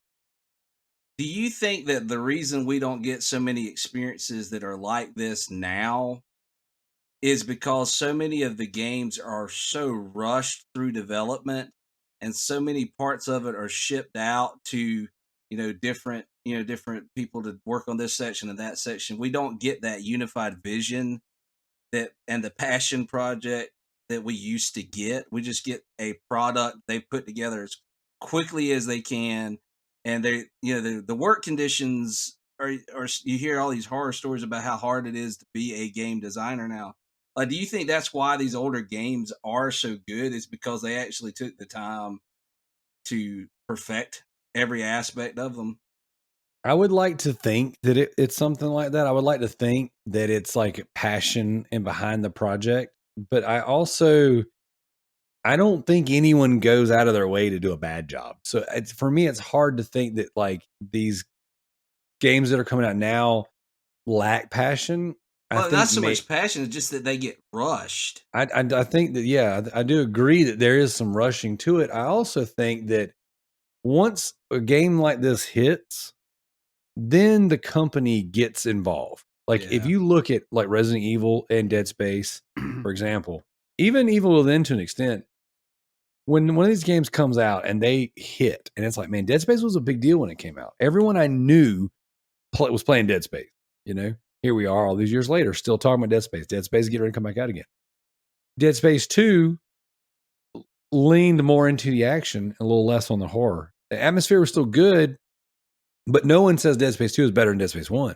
And then Dead Space 3, it was riddled with design challenges and design flaws, in my opinion. Although still a great game, it added the multiplayer. It became more of an action game. It became much less about the atmosphere and the horror. Resident Evil does the same thing. It's like it'll come out with a monumental game that's like super horror, and then it's like, oh man, we got to do that again. We got to turn it up to 11. And they tend to move away from what made the game special to begin with. I think part of that is also that the stakes have to raise. I think this is a problem not just in video games, but I think it's also a problem in entertainment in general. Movies, especially, comic books, especially. I mean, like if you think about it, so Dead Space 1, like you said earlier, he's an engineer. He's not a space marine. All right. In Dead Space 2, now he's already lived through this trauma. So, like, are we just going to reset? Are we going to strip him down to his underwear and make him build another mech suit, another thing? No, he's seasoned. So now we got to turn, and we've already fought these big bosses, but how do we wow the crowd again? Well, we got to raise the stakes again. We got to get bigger. We got to get more explosive. And I think that chasing that next, it's almost like what do they call it? Chasing the white rabbit. Like when you get your first experience with some sort of drug, it's like, oh my gosh, it was revolutionary. So then you spend the rest of your time chasing that initial experience. I think it's a lot like that, because if you look at like comic books, right? Like we'll look like DC comics, especially. It's like we'll have like a cool story, and then from there we got to get bigger, right? Because we've already saved Gotham City. Now we got to save the whole country. And then the next big story is we got to make the event bigger. We got to raise the stakes. And now we got to save the world. Well, we've already saved the world. Now what we do? Well, we got to save the galaxy. And then we got to save the multiverse. And it just seems like things always get bigger and bigger and bigger. And they raise the stakes and they try to wow you and get you to chase that white rabbit again, where it's all like you lose sight of what made this special in the first place. So do I think things are rushed? Absolutely. We hear horror stories all the time about the nature of game development and the nature of tech in entertainment in general. It's always move to the next thing, move to the next thing, move to the next thing. But I think a lot of it, especially with horror, is that when you raise the stakes, you lose what made it special to begin with, because you're making it bigger and in quotes better. Well, and also once you've seen the shark, Jaws isn't scary anymore. Exactly. So I imagine it's very difficult.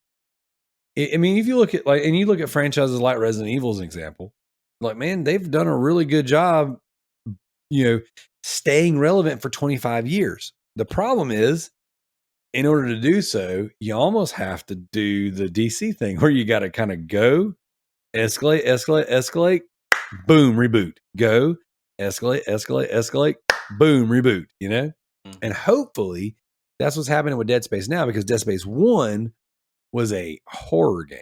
Dead Space 2 was a horror action game. Dead Space 3 was an action game with horror elements. So let's hope that the remake capitalizes on what made Dead Space special to begin with, but then also modernizes it in a way that makes it fresh, so that we can go, okay, this fan base really does exist and we really are hungry, and hopes that we get more games. Dead Space 4, things of that nature. So, I hope that answered your question. Yeah. Something I did want to kind of chime in on, I guess, as far as Dead Space goes in general, and again, kind of sticking with the sound, is like CJ was saying, I can't think in my head right now of one particular piece or track of music aside from the theme song, the Twinkle Twinkle Little Star, in the very beginning of the game. Right? Now, that's good and bad, because it's good in the sense that everything about the game made me feel so uneasy that they did capitalize on what CJ was talking about. They capitalized on silence. That's how they were able to trip me into the jump scares. That's how they were able to fool me into thinking that something was coming from the left when it was coming from the right, when it was busting through a gate or a grate, something above me, On the flip side of that, the most memorable piece of music, in my opinion, was the actual opening scene, because it set the tone for how creepy things are going to be. And then it did exactly what it needed to do. It orchestrated all the events to keep my suspense level built, but yet didn't stand out so much that I go, oh yeah, I remember this piece of music being good or bad. That being said, Zachary, one of our co-hosts, he wrote in and he said, sorry guys, I can't be there tonight. I believe the game is very strong, even in today's market of survival horror. It is very easy to navigate and the storyline has been fantastic. My only gripe is that it feels a little predictable at certain points. A+ on the soundtrack though. So that kind of gives his opinion on the sound, but also kind of propels us into where I want to go to kind of round this out. Isaac, make us whole again. We talked about how the game played. We talked about how the game presented itself. Okay.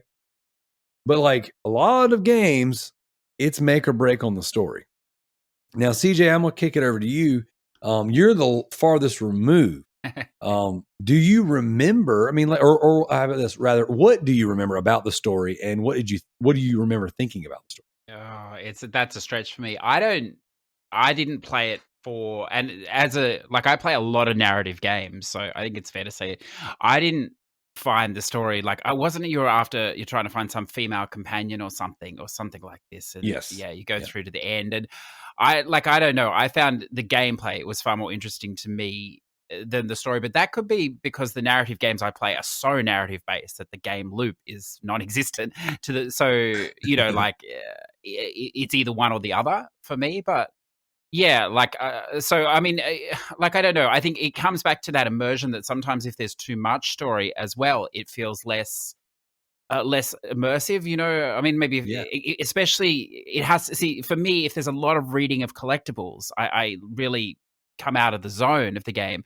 So the only way to avoid that is then to have it voiced. But then I come out of the zone because, I'm like, oh, well, it doesn't sound like me, or that's not something I would say. And so I'm watching a movie as opposed to being an active, maybe participant in it, even though you're driving the action. But it's funny because I've been thinking about the whole time what you were saying just before about that, and like just sort of laughing in my head, because all games are becoming action RPGs to some degree. Like that's the genre that sells. And like I wonder with games, like this game is a game of its time, because the only one outside of Resident Evil that are really making horror, pure horror, or survival horror are indie studios, and they're capped by budgets usually, and the games are like 4 to 5 hours, with maybe the exception obviously of Capcom Resident Evils, and that seems to be like long enough for a horror game. Like I'm not sure how you sustain horror for 20 hours. I think that's part of the problem, is that you can't sustain that tension forever. And I'm trying to think of like the current, most played horror games, by the masses, I imagine, that would sell would be these, Dark Pictures games and that recent one, or whatever they did, The Quarry. And, like, are they games or not? Like, technically you're moving and you're doing stuff, but they're so close to passive games, and like how they sustain the horror is, I don't know if any of you played that yet, but even that is a stretch. Like, that game feels long for what it is, and like it's good or whatever. But I think that's the problem. And by turning something into this action RPG, you can, substantially increase the length without freaking people out with an RPG, because no one has time for that, anymore. And this is going to slowly erode the horror game that maybe only needs to be like 3 or 4 hours, because to build that tension in you. And then you have the flip side, like it's like this Last of Us remake situation now is like, oh, I'm not going to pay fucking $70 for a 4-hour game. And so it's all tied up. And you say there like, oh, it's the the company or whatever, the devs are putting stuff out with not enough time. But I don't think there's a win-win situation in this genre. Like, they have to sell the product, and to sell it they have to fit into these parameters, and these parameters seem to me, horror seems to be the hardest genre, because not everyone's going to play it, because not everyone can handle it or whatever else. And so it's being softened to widen the pool more than any other style of game probably that I can think of anyway. And I don't know, I think it's concerning. If I was a horror game fan, I think it's really concerning, because I think your future is totally tied up in the indie studios, because the bigger studios will move further and further away from the pure genre. Or that's how I see it, and that seems to be how it is at the moment. And while like, I know is it the Callisto Protocol or whatever is coming December, which is basically a version of this game by the sound of it, a similar thing. Yep. It'll be, if I think that's an action RPG too. So you're moving more and more away from some sort of horror, like your Visage style horror or something that's truly scary, into this middle ground, which I mean, I don't think it's the style of game you like. Maybe it is, but it seems to be what's happening. And I don't know that it's a time thing. I don't think giving them more time is going to fix it. I think it's the view of the shareholders in the company that this is the where games are going, and that's worrying, I think. Well, I like a couple of things that you mentioned. So I want to jump in real quick before I turn it over to Matt. But I definitely agree about that razor's edge of balance on time that you can sustain actual terror. And especially in a game like this, where you don't have that ever-present threat, like that one thing that chases you the whole time that can be really scary or really annoying. There is one enemy in the game that technically isn't killable until the very end, but you can easily sustain him. You can cut his legs, arms off, stasis him, and then run away from it, and you can get away. But that being said, like, yeah, I definitely see that balance that you're talking about, and how hard it is to maintain that balance, because games, it is hard to maintain your people's attention span. I mean, I'm a prime example. You can look at my PSN profiles and see my attention.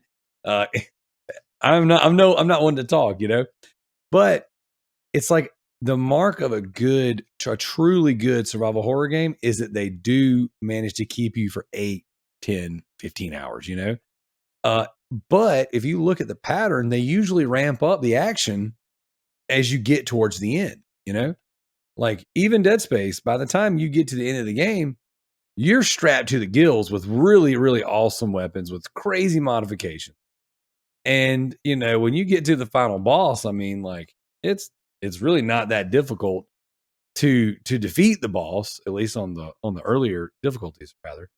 And it's more so just by then, it's like I'm being rewarded for all of my inventory management and my progression. So I definitely see what you're saying, and I agree that the indie scene really has taken the horror genre and ran with it, and that does seem to be a safe place for horror to be experimental, because you can do things on a budget for a little while, and you don't necessarily have to captivate that large scale. But I will say we're getting ready to test that theory, because Callisto Protocol is created by the original creator of Dead Space, Glenn Schofield. So that's coming out in December. Then in January, we get the Dead Space remake. So we're going to see what these games do back to back and how they perform. And then right afterwards, in March, we're getting the Resident Evil 4 remake, which is taking the horror approach, because the original version of Resident Evil 4 was much more action-based than how these latter games have been. Mm-hmm. And then after that, we're getting Alan Wake 2 and the new Alone in the Dark. So I said this on our last Patreon episode that us survival horror fans are getting ready to be eating real good. But we better be ready to open them wallets up if we want to maintain this kind of pace, because we're going to learn real soon. And this will definitely be, mark my words, I believe this wholeheartedly. This will be a time where the shareholders start looking, they go, is it sustainable to stay in this market? Well, a lot of horror games coming out with big budgets. Will we bite on them? So, but to get back to the story stuff, Matt, what did you think, man? What do you remember of the story? Did the story work for you? Did you enjoy the way it uncovered itself? So I actually had to go back a little bit and do some wikiing on the story, because it actually took me a moment to remember how the main focal point of this game, the marker, and how that played into what was happening on Aegis 7 and Ishimura. And even more so, I don't want to go into too much spoiler here, but I will mention that the giant Easter egg in your face as you play through the game really took me by surprise. And it's not something I saw in other games, so it's not like I knew to look for it. So after you're reading, after you beat the game and you do what I tend to do, maybe you guys don't, but I start reading everything about the game. And I remember going back and going, hey, did you see this? And I go, oh, wow. Okay. But it also makes me think, if you knew to look for that, you'd start getting what it was hinting at like 6 or 7 chapters in. Correct. So it's like, okay, it's neat that they did it, but it definitely wasn't integral to the overall story. It was a nice little featurette. Again, having Isaac as a silent protagonist lets you focus a lot on the rest of the people around you. And you said it, I can remember if we started recording or not, and you were talking about Kendra. It's like, man, I hate that woman. Yeah. She sucks. She totally sucked. And I didn't remember how much she sucked until I played through it again. I was like, and when Rick said it out loud, I was like, dude, yes, you're freaking right. She does suck.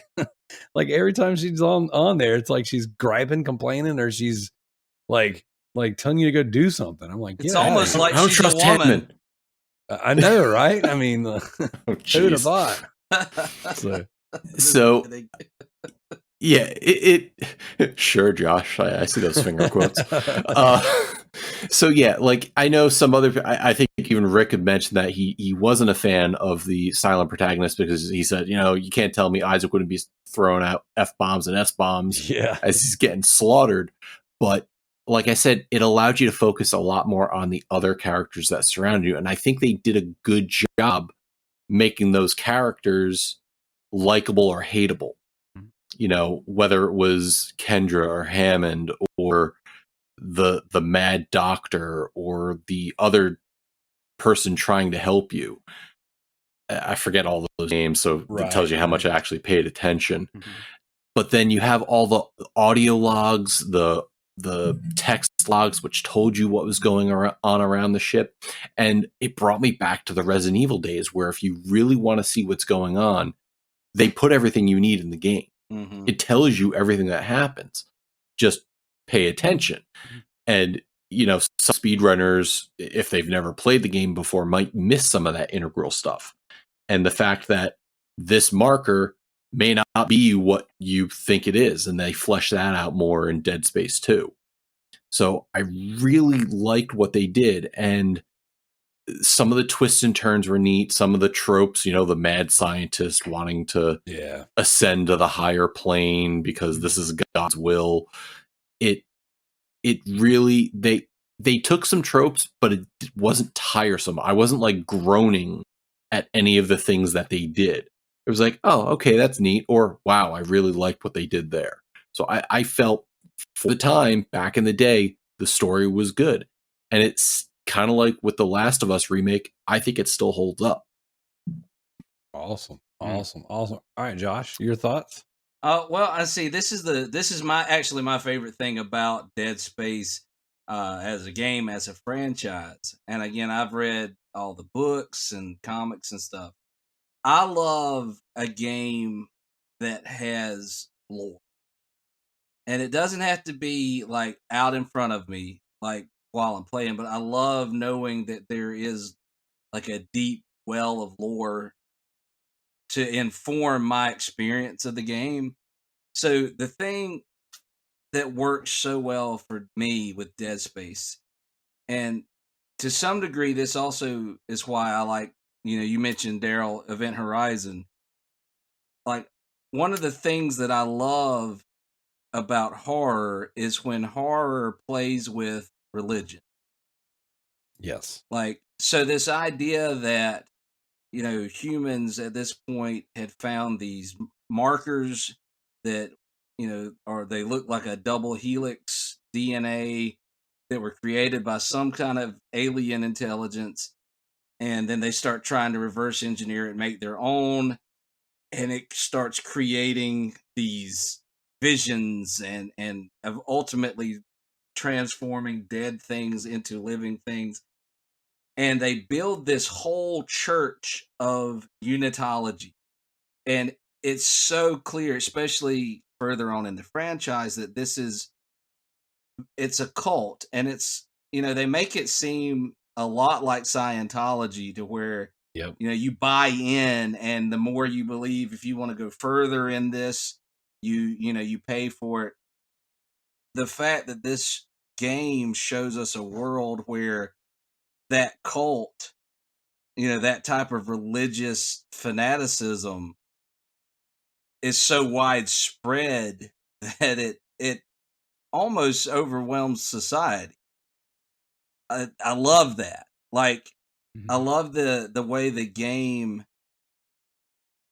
takes something that we like, death, which you die in so many games. I mean, we've been dying in games since Pitfall and Atari, or, Frogger. We've been dying in games, but in this, it's that idea of death and what comes next, which is an existential fear for almost any human being on this planet. So, when this game, the story works for me so well because it plays with that idea of the religious fear of the afterlife. And what if, it's hard to imagine people looking at a necromorph and saying, well, that's eternity, that's eternal life. But like, at the same time, I can understand why people would fall for that and want to be a part of that. So, like, to me, not only is it a scary game from this in the sense that, oh, the monsters are scary and the place is scary, I just love that background lore of a religion fully off the rails, and the fact that there are people who want, the whole idea of unitology is that this church would love for every person to be a necromorph, because in their mind, that's heaven. We all have eternal life. We are all one.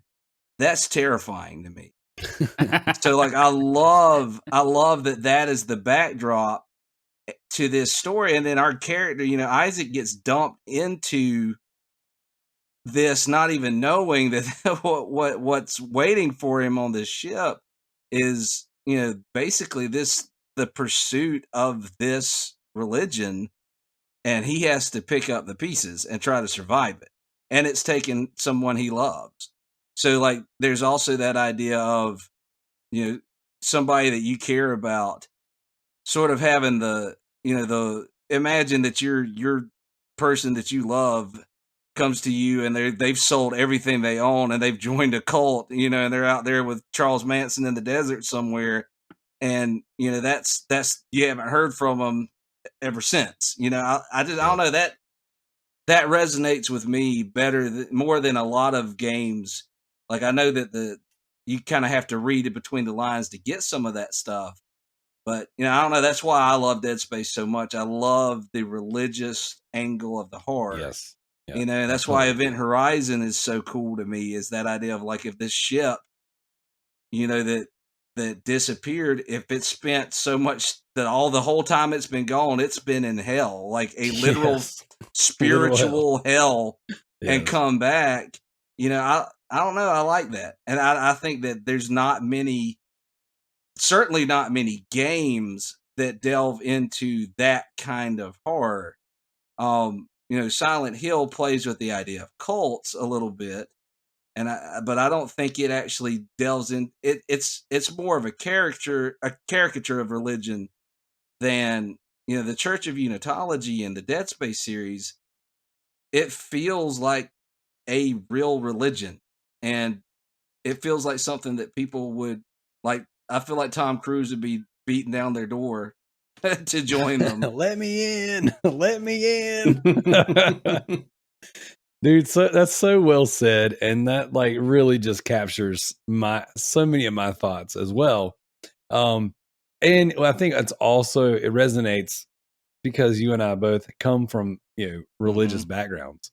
So it's just like, at any given time, some offshoot of something that we participate in and believe in could turn into this. Like, in my mind, I'm so like, quick. Yeah, like there's fanatical Christians out there that, like, I'm sure it would take nothing for them to believe that, oh yeah, necromorph, let's do this. Let's go. So I just think that stuff's awesome and super interesting too. Something I wanted to kind of piggyback on, kind of marrying two of the things we've talked about tonight, is the silent protagonist and the actual narrative that's being the actual plot device of why Isaac is there. One of the things that I thought about is the fact that like the whole climax, the whole twist at the end of the game only works if he doesn't speak. Mm-hmm. Because at any given time, and, if you think about like what's happening there, like, why don't you just say something? Why don't you just say, "Hey, is this like legit? Like, am I seeing what I think I'm seeing? Like, are we doing this?" Like, so many things. If it was my wife, I would have been like, "Show me your boobs." Like, I mean, what? Pop the top off. Yeah, like real quick. I know I'm necromorph, so I gotta see some boobies. I'm just kidding. I probably would say that, but like, getting back to like the seriousness of it all, is like, it's like that twist only worked because he didn't speak in the game. And that was something that I didn't think about the first time through, because the first time I was like, whoa, didn't see that coming. I thought it was cool and it worked for me. And, but the thing is, it's like you were saying with the unitology and just the lore and the way the church worked. It's just that I was so enamored in everything else that the obvious thing in your face didn't resonate. It was like, oh, okay.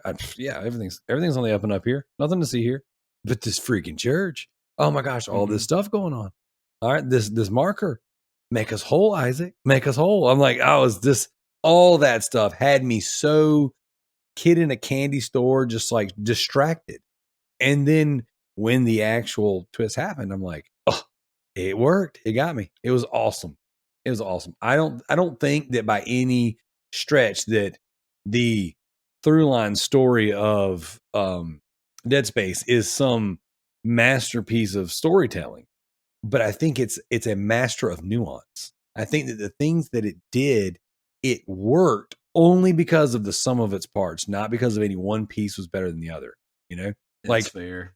The story of unitology is awesome. The marker is awesome. The girlfriend, wife, whatever she was, that's also cool. All that stuff works.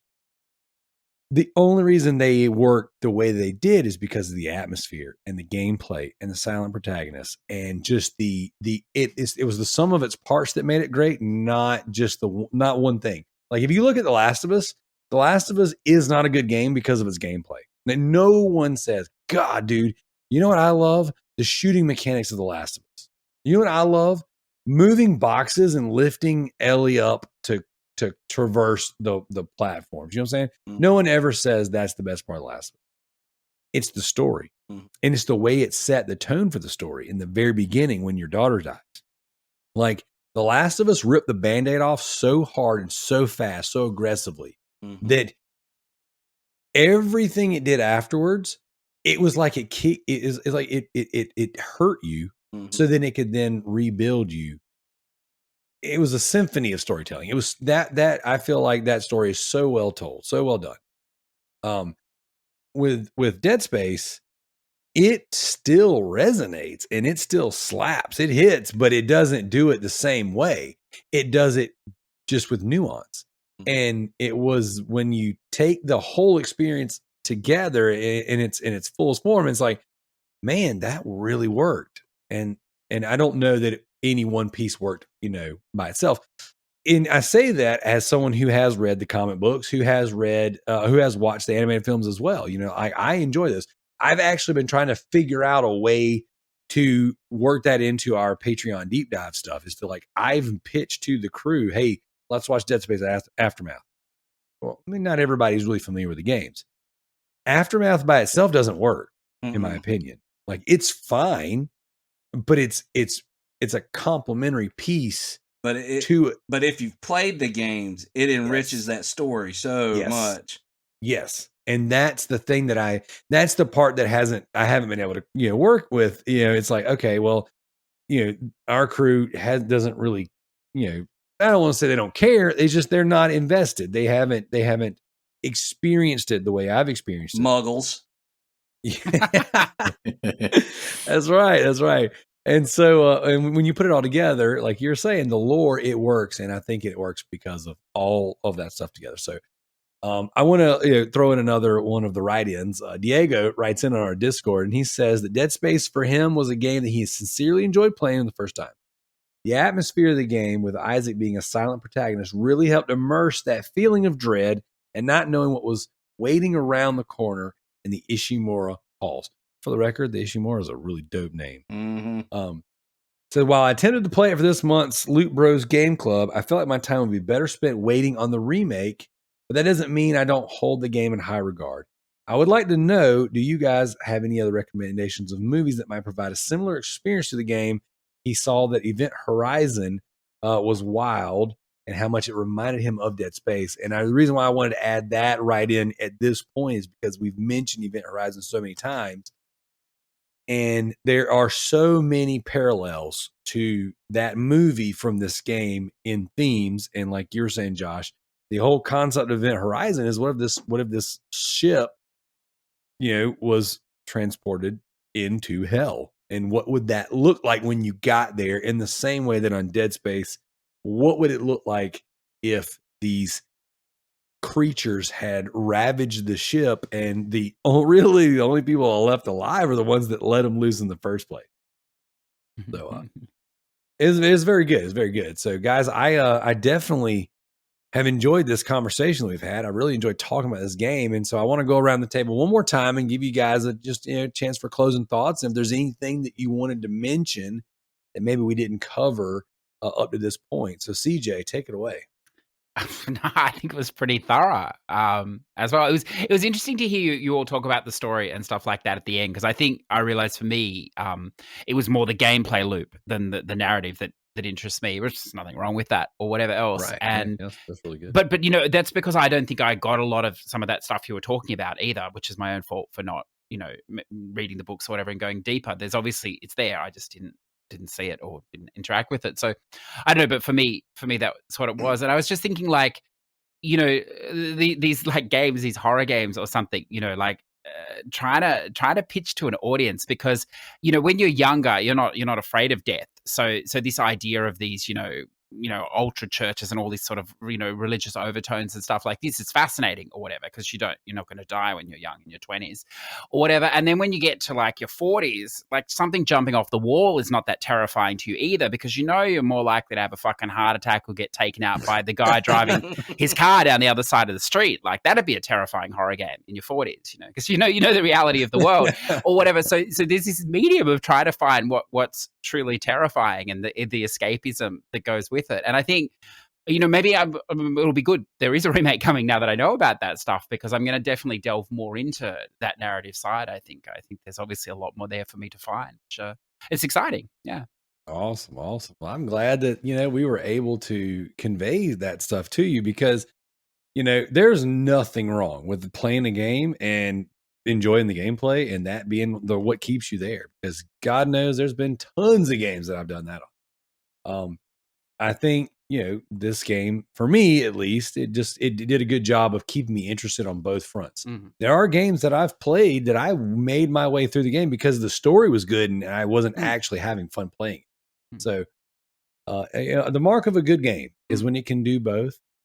And what I love, and I think that this particular conversation has nailed exactly what I wanted from this, is that we've been able to come together with differing opinions, differing experiences, and have a very in-depth conversation about something in this hobby that we all share. And I think that so far everyone has contributed so much to this, and this has been a very awesome and exciting conversation. So Matt, I want to give you your opportunity. Closing thoughts. Is there anything that we missed that we need to talk about? I think what this game did really well that you kind of lost in the other games were the set pieces. And, you know, I even though I played it recently, I could still rattle off the names Ishimura and Aegis 7. Because I know, like, that's the set piece of the game. I remember 2 was set on some sort of space station, and 3 was a ice planet and all over the place, but I couldn't tell you the names. The set pieces of this game are personified as much as each individual character. And I think about the Ishimura and what goes on there, then I thought about the final boss fight. And when I played it back in 2007, the size of the piece of planet that they cracked open that's rocketing back down to Earth. Yes. Or back down to the planet. And it's just massive in scope what the game did. And it was laser scalpel precision in all of the different parts that they executed. And it all played so well. And it's truly, you know, we all talk about our top 10s. I don't think I'd be able to name a top 10 game that stays in place my entire life. But if we go to top 50, is definitely in my top 50 or top 25 games of all time. And I'm really glad that this game came up for us to play. Heck yeah, man. Very well said. All right, Josh, I'm going to let you close us out, man. Your final thoughts, anything that we need to discuss or something we might have missed? Or... Well, one thing, what I wanted to chime in on here at the end, the last submitted thing that you read asked a question about movies. I know we mentioned Event Horizon. I mentioned the original Alien from like the aesthetics of the ships and stuff. There's 2 other movies that if you enjoy Dead Space and you want to have a similar experience with movies, it's not a very well known movie, but is it the one with Edward Norton or no? Is Ed Forster? Pandorum, yeah. Yes. All right, so Pandorum.